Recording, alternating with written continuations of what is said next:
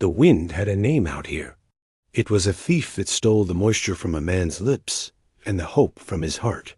Elias felt it scour the dry land, pushing a tide of red dust against the walls of his cabin.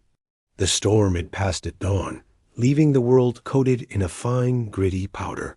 He walked his fence line, not because he feared it had been broken, but because the ritual of it anchored him to the day. The land was a harsh god, and it demanded regular worship in the form of labor. He rounded a cluster of shale and mesquite, and that is when he saw her. She was a heap of faded calico and tangled hair, half buried in the rust-colored drift the wind had left behind. He approached slowly, his hand resting on the handle of the hatchet tucked into his belt. Coyotes were bold after a storm, but this was no animal. It was a woman, still and silent. He knelt. Her face was smudged with dirt and streaked with the tracks of tears that had long since dried. Her lips were cracked, a pale, bloodless line in the grime. A small leather pouch was clutched in one hand, and knuckles white with a grip that had outlasted consciousness. He placed 2 fingers against the side of her neck. A pulse, faint, thready, but there. It fluttered against his calloused skin like a trapped moth. He looked around. The horizon was empty in all directions, a vast, indifferent canvas of brown and pale blue. No tracks but her own, scuffed and staggering, leading from nowhere and ending here. Leaving her was not an option. It was not a thought that even formed. His silence was a well, deep and full, and in its depths, compassion was a clear, cold spring. He slid one arm under her shoulders and the other beneath her knees. She was lighter than a sack of feed, a thing of bone and desperation. As he lifted her, a soft, almost inaudible sound escaped her lips, a sigh of surrender or pain, he could not tell. He carried her back toward the cabin, his steps sure and even. The structure was small, built of rough-hewn timber and sealed with mud and stubbornness. It was not a home so much as a declaration of existence against the emptiness. His son, Samuel, was on the porch, a boy of 7 with his father's quiet eyes. He watched them approach, his small face unreadable. He did not ask a question. He had learned from his father that the most important things were often announced by action, not words. Elias carried the woman inside and laid her gently on the simple cot that served as his own bed. He pulled a blanket over her, the rough wool a stark contrast to her pale, fragile skin. He then went to the hearth, stoked the embers of the morning fire, and hung a small kettle of water over the flame. Samuel stood in the doorway, a silent sentinel. He looked from the woman to his father and back again. The air in the small room was thick with unspoken questions, with the sudden, jarring arrival of an unknown world. Outside, the wind began to whisper again, but inside the cabin a new kind of silence had fallen. It was the silence of waiting, the silence of a life held in the balance. She woke to the smell of wood smoke and broth. For a moment she did not know where she was. The ceiling was made of dark, heavy logs, chinked with dried mud. A rough wool blanket covered her. Panic, cold and familiar, seized her. She tried to sit up, but a wave of dizziness pushed her back down. A small hand touched her arm. She flinched, her eyes flying open. A boy stood beside the cot, his expression one of solemn curiosity. He held out a tin cup. "Papa said you should drink," he said, his voice soft. She stared at him, then past him, to the man standing by the hearth. He was tall and broad, his face weathered into a mask of stoicism. He held a bowl in his hands. He did not speak. He simply watched her, his gaze steady and unthreatening. Her eyes darted around the one-room cabin, assessing, searching for threats. A rifle rested on pegs above the door. A hatchet was stuck in a chopping block near the hearth. But the man made no move toward them. His stillness was more disarming than any kind word would have been. Cautiously, she took the cup from the boy and drank. The water was cool and clean, a miracle on her parched tongue. The man, the father, approached and offered her the bowl of broth. She hesitated, her body rigid with a mistrust that had been etched into her very bones. She looked at the boy, who nodded once, a tiny, reassuring gesture. She took the bowl. Her hands trembled as she brought it to her lips. The warm, salty liquid was life itself. She drank it all, then leaned back, exhausted.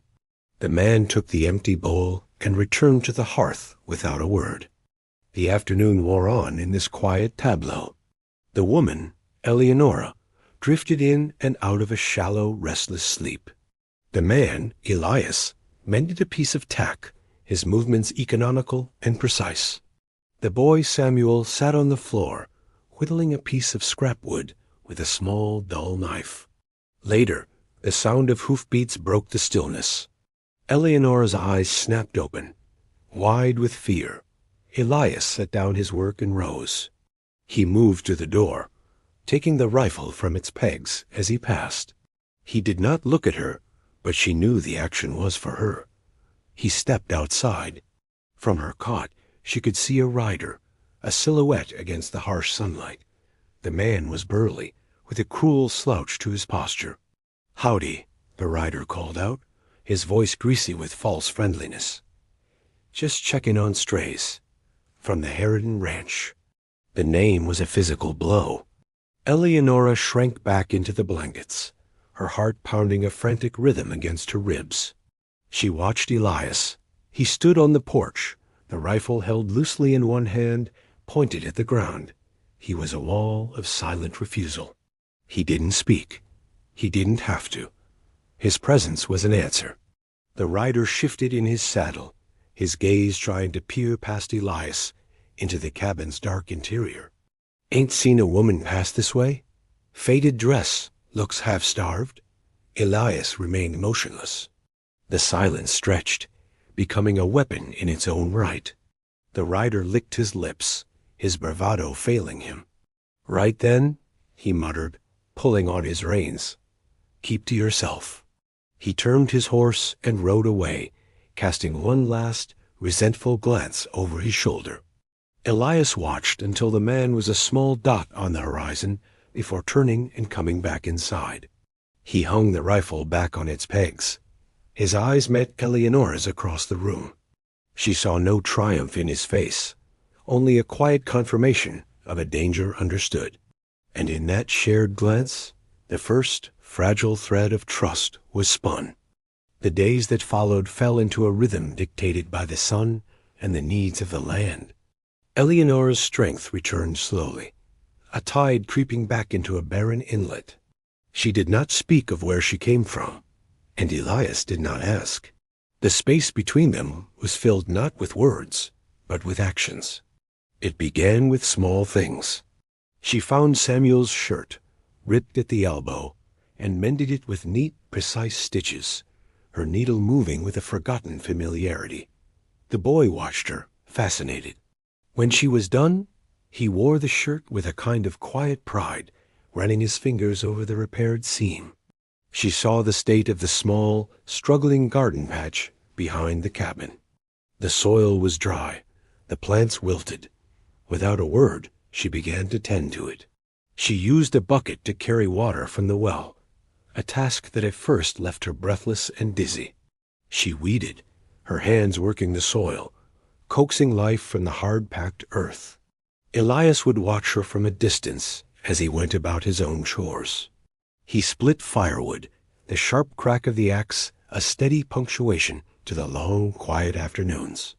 He checked his traps, his movements through the brush silent and efficient. He sat on the porch in the evenings, carving a piece of cottonwood. Slowly, an intricate shape began to emerge from the block, a small, soaring bird. They were two solitary planets, drawn into a shared orbit by the gravity of circumstance. Samuel was the moon that circled them both, a bridge of innocent curiosity.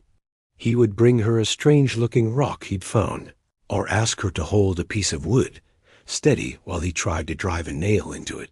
He would sit beside his father on the porch steps, mimicking his carving motions with a twig. One afternoon, he came to her while she was kneading a small lump of dough made from their meager flour supply. "Are you staying?" he asked, the question direct and unadorned, as all his questions were. Eleanora paused, her hands white with flour. She looked at the boy's earnest face. Then her gaze drifted to the cabin door, where Elias stood, mending the leather strap on a saddlebag. He had surely heard the question. He did not look up from his work. The silence was his answer. It was her choice to make. "I don't know," she said, her voice raspy from disuse. It was the first time she had offered a piece of herself, however small. The next day, Elias came in from the fence line carrying one of her boots. The sole had been worn through, a gaping hole that spoke of miles of desperate travel. He said nothing. He sat by the fire, took out a leather punch, an awl, and a thick waxed thread. He cut a new sole from a piece of scrap leather and began to stitch it, his large hands surprisingly deft. Eleanora watched him, her throat tight. It was a simple act of mending, of repair. But in the quiet concentration of his work, she saw something more. He was not just fixing a boot. He was anchoring her here. He was offering a foothold in this stark, lonely world, a place to stand firm. When he was finished, he set the boot on the floor beside her cot. It stood solid and whole, a silent promise. A storm gathered in the west, the sky turning the color of a deep bruise. The air grew heavy, charged with an unspoken tension that mirrored the atmosphere inside the small cabin. As the first clap of thunder rattled the timber frame, Eleanora flinched violently. A tin plate slipped from her grasp and clattered to the floor, the sound unnaturally loud in the waiting silence. Elias leapt up from the harness he was oiling. Samuel, who was drawing shapes in a patch of spilled flour on the table, grew still. The wind began to howl, and with each rumble of thunder, a tremor ran through Eleanora. The memories she had kept locked away were being shaken loose. Later, the storm raged outside, rain lashing against the single window pane. The three of them sat by the fire, the flames casting long, dancing shadows on the walls. The only sounds were the crackle of the logs and the fury of the storm. Samuel had fallen asleep, his head in Eleanora's lap. She stroked his hair, her touch gentle. Elias watched the fire, his face a mask of shadows and light. "The Harridans," Eleanora said, her voice barely a whisper. The name fell into the silence like a stone into a deep well. Elias did not turn, but she knew he was listening. "They wanted our land, the water rights." Her words came in broken pieces, fragments of a life that had been shattered. "My husband, Thomas, he said no. He was a proud man, a good man." She paused, her gaze lost in the flames. "They came one night. Jedediah Harridan and his sons. They weren't there to talk." Her breath hitched. "They laughed while they while they beat him. I tried to stop them." She absent-mindedly touched a faint scar near her hairline, hidden by her hair. "They called him stubborn. They said the land would be theirs one way or another." She looked down at the sleeping boy, a wave of protective tenderness washing over her. When they were done, they left him in the dirt. They said the property was theirs now, to settle the debt of his foolishness. They told me I was part of the property. The revulsion in her voice was a raw, physical thing. "I ran. I just ran. I took this." She reached into the pocket of her dress and pulled out the small, worn leather pouch she'd been clutching when Elias found her. She opened it and unfolded a single creased piece of paper, the deed to her land. "It's all I have left of him. Of us." She refolded it carefully and put it away. The storm outside seemed to answer her, a deafening crash of thunder shaking the very foundations of the cabin. Elias finally turned his head. He looked at her, his eyes dark and deep. He said nothing. He simply nodded, a slow, deliberate gesture of understanding. He had not offered sympathy or pity. He had offered something far more valuable, belief. He had accepted her story, her pain, and the name of their shared enemy, and folded it into the quiet space between them. The burden was no longer hers alone to carry. The fire burned low, casting a warm, flickering glow across the quiet cabin. Samuel, now awake, sat near the hearth, watching his father's hands. Elias was working a piece of leather, his movements patient and sure. The boy's curiosity, often a silent thing, found its voice in the storm-hushed room. "Papa," he said softly, "you never talk about my mama." The question was simple, innocent, yet it landed with the weight of a stone. The rhythmic scrape of Elias's tool against the leather stopped. The silence that followed was different from the usual quiet. It was heavier, filled with the ghosts of things left unsaid for a very long time. Eleanora, sitting on the cot, felt her own breath catch in her throat. She expected him to ignore the question, to deflect it with a gesture or a change of subject, but he did not. He set down his work carefully, placing the tool beside the leather, as if marking a place he might one day return to. He stared into the embers, his face etched with a sorrow so profound it seemed to have carved the lines there itself. "Your mother," he began, his voice rough, like stones grinding together. "Her name was Anna. She had a laugh that could make wildflowers grow." A faint, sad smile touched his lips for a barest second before vanishing. "We didn't have this place then. We were sharecroppers, on a piece of land downstream from here." He gestured vaguely to the east. It was a bigger community, families, a small town. He paused, gathering the words as if they were heavy rocks he had to lift. The summer was hot. The river ran low. And then people started getting sick. A cholera. It moved fast, like a fire in dry grass. Eleanora watched him, her own grief a quiet echo of his. She could see the memories playing across his face, a silent film of horror. "The water from the river was what was poisoning us," Elias continued, his voice flat, devoid of emotion now, as if the feeling was too large to be contained in his tone. "But the clean water, the deep well, was on the property of the landowner. He owned the whole valley. He wouldn't let anyone near it. Said it was his. Said the town's sickness wasn't his problem. The injustice of it, cold and sharp, hung in the air. And she got begged him. I went to his house and I begged him for a bucket of clean water. He set his dogs on me." Samuel's eyes were wide, fixed on his father's face. "She was gone by morning," Elias said. The words were stark, brutal. A whole world of pain contained in 5 simple words. He picked up a small twig from the woodpile and threw it into the fire. It smoked, then burst into flame, a tiny, bright inferno that quickly burned to ash.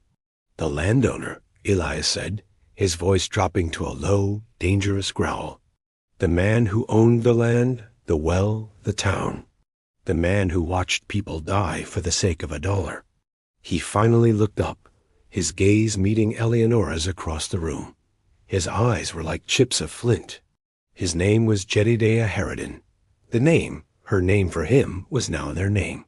It was the final, terrible brick that locked their 2 separate pasts into a single, shared foundation. Their enemy was the same. Their grief, born of the same cruel hand. It was no longer a matter of shelter given and work received. It was an alliance. A silent, unbreakable pact forged in loss and sealed by the name of the man who had taken everything from both of them. The seasons in this land did not change with the gentle turning of leaves, but with the brutal dictates of water. The generosity of the storm that had brought Eleanora to them soon faded, and a dry, baking heat settled over the homestead. The well, a lifeline dug into the unforgiving earth, began to fail. Each bucket Elias drew was shallower than the last, the water tasting more of mud than of life. Soon, There was only a foot of murky liquid at the bottom. It was a slow-motion crisis, a quiet declaration of war from the land itself.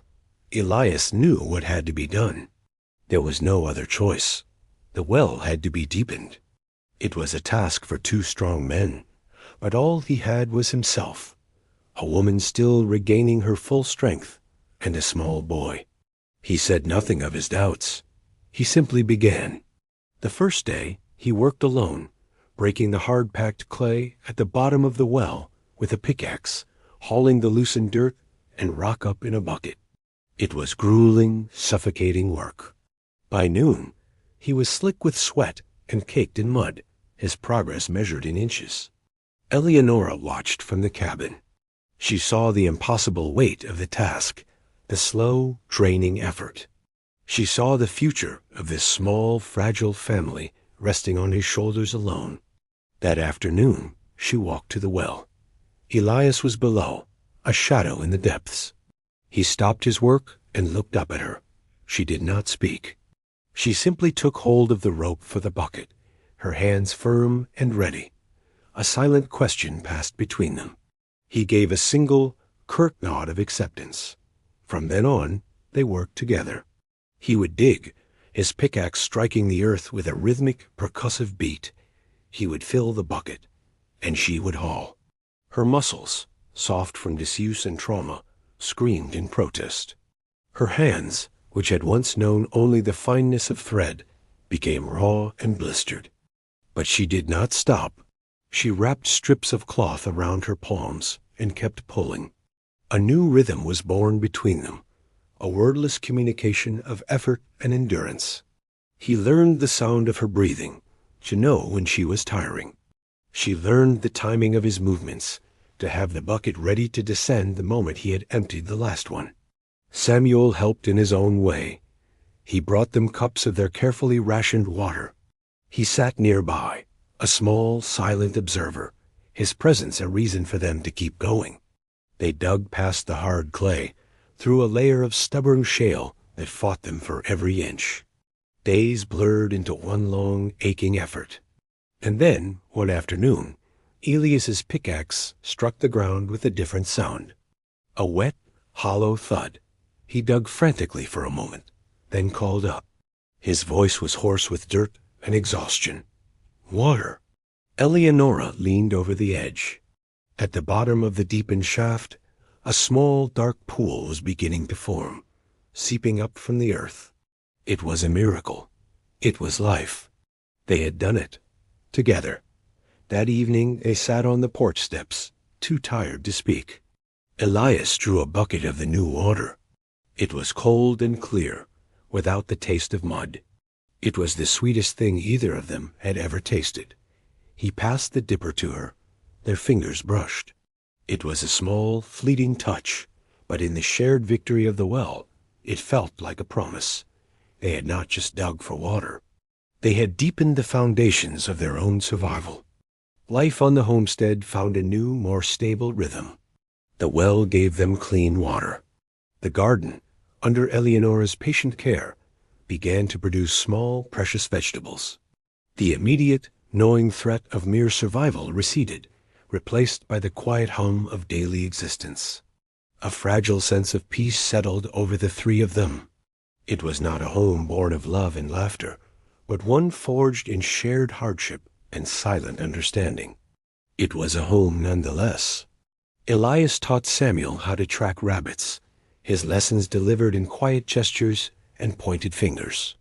Eleanora taught the boy his letters, scratching them in the dirt with a stick, her voice soft and patient. They were creating a world for him, a small island of normalcy in the vast, harsh landscape. One afternoon, Eleanora was at the well, drawing water for the evening meal.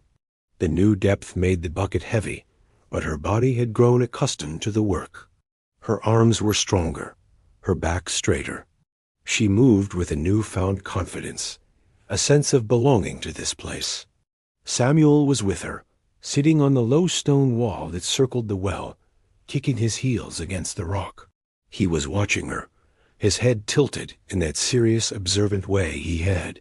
She pulled the heavy bucket up, hand over hand, the rope groaning with the weight. With a final heave, she swung it over the side and set it down with a solid thud. She wiped a stray strand of hair from her forehead with the back of her wrist, her breathing even and controlled.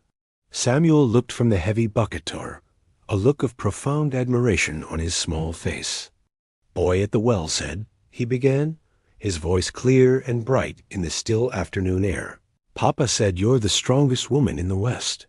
The words hung there, simple, direct, and utterly transformative.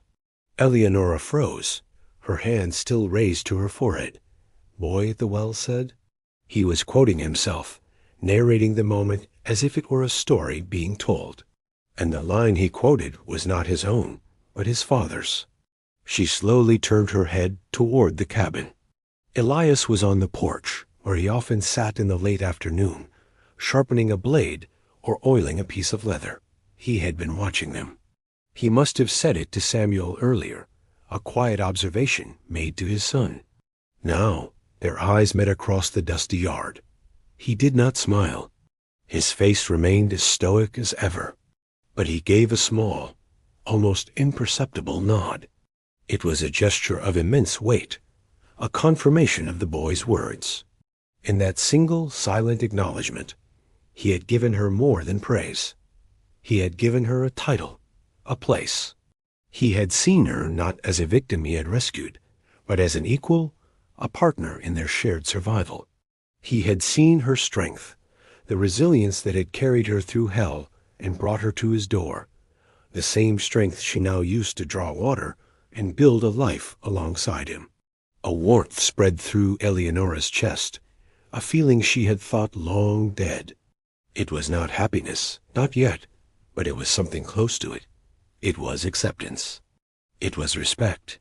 It was the feeling of being truly seen. She turned back to Samuel, and for the first time since she had arrived, a genuine, unburdened smile touched her lips. The peace was a thin sheet of ice over deep, cold water. It was broken by the arrival of two riders. They were not scouts. They were Harridans. Eleanora recognized them instantly from the night they had destroyed her life. The older one, Caleb, had his father's cruel eyes. The younger, Finn, had a weak chin and a perpetual sneer. They rode their horses into the yard as if they owned it, stopping a few feet from the porch where Elias was splitting kindling. They reeked of whiskey and arrogance. "Well, well," Caleb said, his gaze sweeping over the small, tidy homestead. "Look what we have here. A squatter." Elias placed the axe down slowly, deliberately. He straightened up, his body calm but coiled, like a snake in the sun. "This is my land," he said. His voice was flat, a statement of fact. Finn laughed, a high, unpleasant sound. "Not according to Pa. He owns everything this side of the river. Says it's time to collect his due." His eyes slid past Elias and fixed on the cabin door, where Eleanora had appeared, a bucket of water halfway to the basin. His sneer widened into a predatory grin. And look what else. The little runaway bird. Pa was real displeased you flew the coop. Said you were part of the assets. The word assets was a vile smear in the clean air. Eleanora's back went rigid. The fear was there, a cold knot in her stomach, but something else rose with it, a hot, defiant anger. She would not cower. Not again. "She's not a thing to claim," Elias said, his voice dangerously low. Caleb ignored him, still speaking to Finn, but looking at Eleanora. "Pa's a forgiving man. He's willing to overlook her running off. Might even let your squatter friend here work off his debt, if he's useful." The condescension was suffocating. They saw Elias as an obstacle, and Eleanora as a piece of property to be retrieved. They saw the world as a collection of things that belonged to them. Elias took a single step forward. It was not an aggressive move, but it shifted the balance of the entire scene. "You're on the wrong land," he said again. "And you're not welcome. Leave." Caleb swung his leg over his saddle, dropping to the ground. He was a big man, used to getting his way through sheer size and intimidation. He hitched his gun belt. "We ain't leaving without what we came for. We'll take the woman first. You can follow after and beg pay for a job." He took a step toward the cabin. Elias moved to intercept him, placing himself directly in the path. He was shorter than Caleb, but there was a density to him, a rootedness that the bigger man lacked. Samuel, who had been hiding behind a rain barrel, watched with wide, terrified eyes. "I said, leave?" Elias repeated. His voice hadn't risen, but it had acquired an edge of honed steel. The air crackled with imminent violence. The time for words, spare as they had been, was over. The Harridans had brought their world of greed and cruelty to this small patch of peace, and it would not be repelled by reason. It would have to be met with force. Caleb Harridan laughed, a dismissive, ugly sound. He saw Elias as nothing more than a stubborn dirt farmer, an obstacle to be brushed aside. "You got a lot of sand for a man with nothing," he sneered and lunged. He expected to overwhelm Elias with brute force, to drive him into the dust. He was wrong. Elias did not meet his charge head-on. He moved with a startling fluid economy, sidestepping the clumsy rush. As Caleb stumbled past, Elias's hand shot out, not in a punch, but with an open palm, striking the back of Caleb's knee.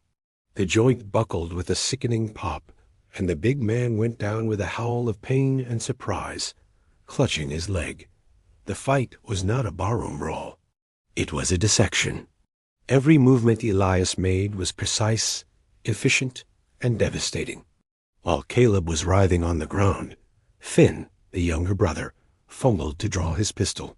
He was panicked, his bravado stripped away by the sudden, shocking turn of events. He raised the gun, his hand shaking. "I'll kill you," he shrieked. But before he could aim, a rock, thrown with desperate accuracy, struck his wrist. The pistol clattered to the ground. Finn cried out, looking toward the cabin door. Eleanora stood there, her face pale but her eyes blazing. In her hand was another rock, ready. The momentary distraction was all Elias needed. He closed the distance to Finn in 2 long strides. He did not hit him. He simply took hold of his gun arm, twisted it behind his back in a single brutal motion that brought a scream of agony from the boy, and propelled him forward. Finn fell hard, his face plowing into the dirt yard a few feet from his brother. The entire confrontation had lasted less than 10 seconds. It was over with a speed and finality that was more terrifying than any prolonged struggle. The yard was suddenly silent, broken only by Caleb's pained groans and Finn's pathetic whimpers. Elias stood over them, breathing evenly, his expression unchanged. He was not angry. He was not triumphant. He was a force of nature that had met an intrusion and expelled it. He picked up the dropped pistol, emptied the chambers, and tossed the useless metal object into the dust. He looked down at Caleb. "Get up."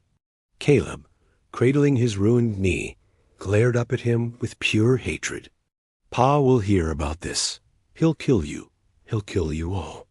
"Get up," Elias repeated, his voice leaving no room for argument.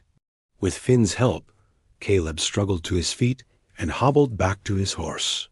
Elias watched them mount, their arrogance replaced by humiliation and pain. He then walked over to Caleb's horse and looked the man directly in the eye. "You go back to your father," Elias said, his voice a low, cold promise. "You tell Jedediah Harridan this is my home. This is her home. You tell him to leave us be. If he sends anyone else, I won't send them back. If he comes himself, I'll be waiting." He slapped the horse's rump, and the animal bolted. Finn followed, casting a terrified look back at the man and woman who stood together in the yard, unbowed and unbroken. They watched until the riders were gone, 2 bitter specks disappearing into the heat haze. Eleanora's heart was still pounding, but the fear was mixed with a fierce, powerful surge of pride. They had faced the monster, and for the first time, the monster had been the one to retreat. The dust settled. The echo of the Harridans' threats faded, but the silence they left behind was not peaceful. It was heavy, expectant. A calm before the storm was a phrase for people who did not know the true nature of storms. This was the eye of the hurricane, a pocket of dreadful stillness where the world held its breath. They both knew Jedediah Harridan would not heed the warning. A man like that did not listen to defiance. He crushed it.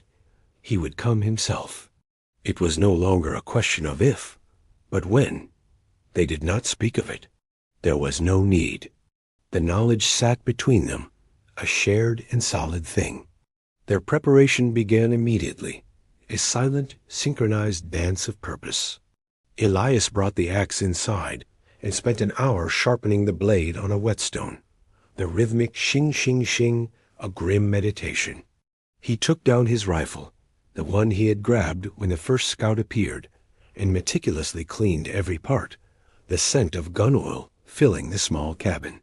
He checked his limited supply of ammunition, laying the brass cartridges out in neat, deadly rows. His actions were not panicked. They were deliberate, the movements of a man preparing for a job he did not want but would not shirk. Eleanora worked alongside him. She filled every spare bucket and pot with water from the well, a resource more precious than gold in a siege.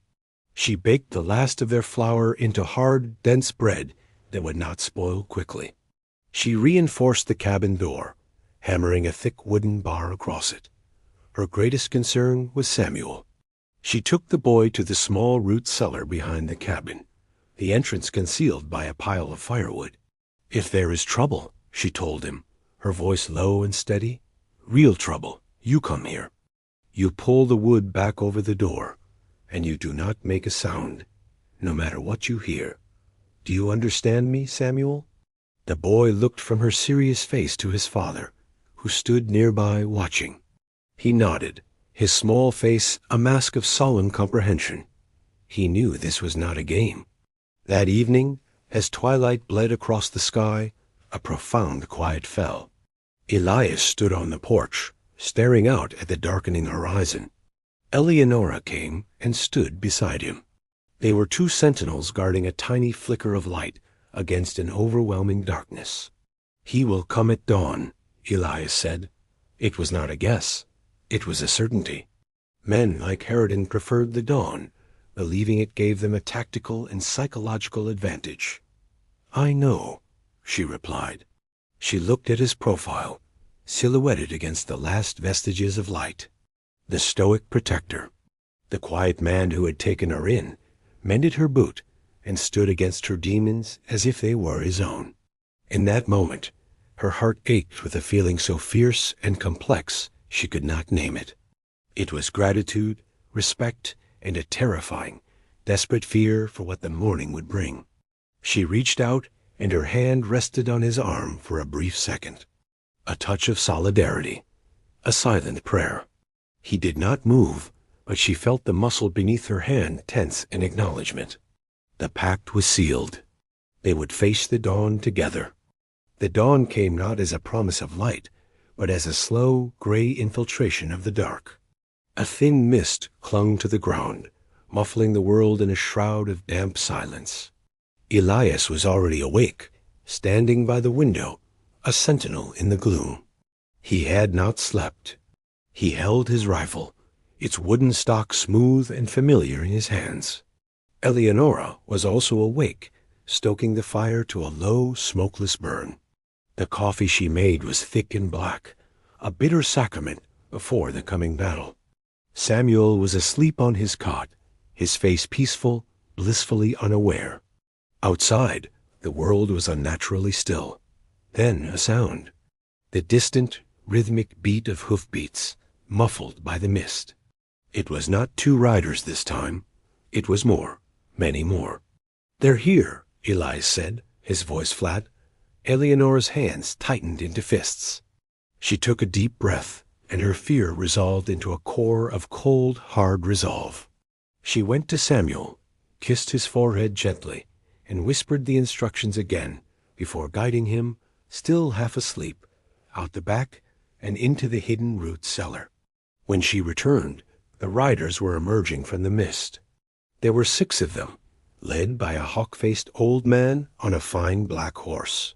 Jedediah Harridan. His face was a roadmap of cruelty and greed, his eyes small and hard like pebbles. He surveyed the cabin with a look of utter contempt. "Squatter," he bellowed, his voice cutting through the morning air. "You have something that belongs to me. 2 things, in fact, this land and the woman. Send her out, and I might let the boy live." Elias didn't answer. He raised his rifle, rested the barrel on the window frame, and aimed. The first shot was not at Harridan. It was at the man closest to the cabin, a sharp crack that echoed across the yard. The man grunted and fell from his saddle. The battle had begun. Gunfire erupted from the riders, bullets thudding into the thick log walls of the cabin. Elias was methodical. He did not waste shots. Fire, retreat from the window, reload, move to a different position. Eleanora was his second. As he fired, she was already reloading the spare rifle. When his was empty, hers was ready. They moved as one, a grim, efficient machine. She watched a man try to sneak around the side of the cabin. Without hesitating, she grabbed the heavy iron skillet from the hearth and, when he peered around the corner, swung it with all her might.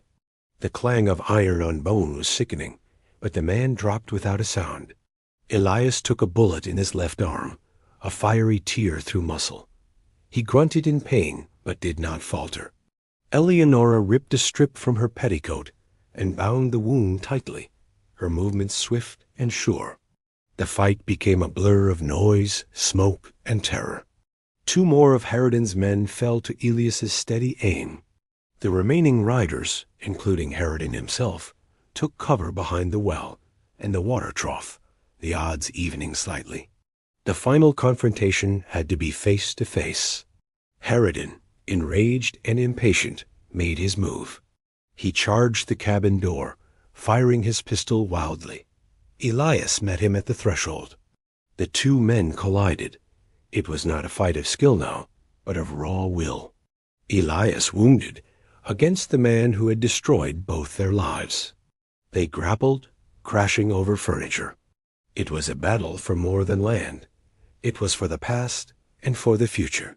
For Anna, for Thomas, for Samuel, hidden in the dark earth. Finally, Elias, using his good arm, got his hands on the hatchet from the woodpile. With a final desperate roar, he brought it down. The fight was over. Silence, sudden and absolute, descended upon the homestead. The sun climbed higher, burning away the mist and the lingering scent of gunpowder. It illuminated a scene of brutal finality. The yard was still. The battle was won. Elias stood in the doorway of his cabin, leaning against the frame, his breath coming in ragged gasps. His arm throbbed with a fiery pain, but he was alive. Eleanora emerged from the shadows of the cabin, her face smudged with soot, her eyes wide with the shock of what they had endured and what they had done. She looked at Elias, at the blood on his sleeve, at the terrible stillness outside. Then, her first thought was of Samuel. She ran to the root cellar, pulled away the firewood, and lifted the heavy door. The boy was huddled in the far corner, his knees drawn to his chest. He was trembling but unharmed. He looked up at her, and when he saw her face, he flew into her arms, burying his head in her skirts. She held him tightly, murmuring words of comfort, her own body shaking with the release of tension. The work that followed was grim. There were no words of victory, no celebration. There was only the quiet, somber task of cleaning up the wreckage of the violence. They dragged the bodies of Harridan and his men away from the cabin and buried them in a single unmarked grave far from the well, giving them the same anonymous end they had given to so many others. The work was hard, a punishment in itself. Elias, despite his wound, worked with a grim determination. Eleanora helped him, her newfound strength put to its most terrible test. When it was done, they stood by the freshly turned earth, two solitary figures under the vast, indifferent sky. The coming weeks were a period of mending. Elias's arm healed slowly. Eleanora tended to it, cleaning and dressing the wound with a gentle efficiency that spoke of a deep, unspoken care. They repaired the cabin, patching the bullet holes in the walls, replacing the splintered door. Each nail hammered, each piece of wood fit into place, was an act of reclaiming their home, of purging the violence that had violated it. The seasons began to turn. The fierce heat of summer softened, and a cool breeze began to whisper through the mesquite in the evenings, carrying the scent of autumn. The rhythm of their lives returned, but it was different now. The fragility was gone, replaced by a quiet, unshakable strength. One afternoon, Elias was out mending the fence line, just as he had been the day he found her. His arm was still stiff, but he worked with his old steady purpose. Eleanora came out from the cabin, carrying a dipper of cool water. She did not speak, simply handed it to him. He drank, his eyes meeting hers over the rim of the dipper. In their shared gaze was the memory of everything they had been through, the storm, the well, the fight. All of it. Samuel was nearby, playing with the small wooden bird his father had carved for him, making it soar and dive through the air. He was laughing, a sound that was becoming more common in this quiet place. Elias handed the dipper back to her. A small, almost imperceptible smile touched the corners of his mouth. It was the first she had ever seen. She smiled back. No grand declarations were made. No promises for the future were spoken aloud. They did not need to be. They had been forged in the fire and had not broken. The camera pulls back, showing the three of them, the man, the woman, and the boy, a small but complete family, silhouetted against the vast, beautiful, and hard-won landscape. So here ends our story, or perhaps here it truly begins. For what is a beginning but the moment we stop running from the past and start building a future? What is a home but a place, no matter how humble, that is fiercely protected? And what is a family but a small circle of souls, bound not by the blood they share, but by the dangers they have faced together, the silence they have filled, and the quiet promises they have kept? They were three broken pieces, thrown together by the careless winds of fate and cruelty. A man hollowed out by grief, a woman stripped of everything but her will to survive, and a boy who watched the world with old eyes. On their own, they might have been swept away by the harshness of the land, but together they found a way to mend. They discovered that strength isn't just in the swing of an axe or the firing of a rifle. It's in the patient stitching of a torn shirt, the hauling of a heavy bucket, the sharing of the last cup of water. They learned that love doesn't always announce itself with loud declarations. Sometimes it is a silent nod across a dusty yard. Sometimes it is the quiet understanding that this person beside you is worth fighting for, worth dying for, worth living for. They built their foundation not on soft earth, but on the hard rock of shared loss. And from that unyielding ground, something new and resilient began to grow. Before you go, tell me this. In a world that so often tries to tear us apart, where have you found the pieces to make yourself whole?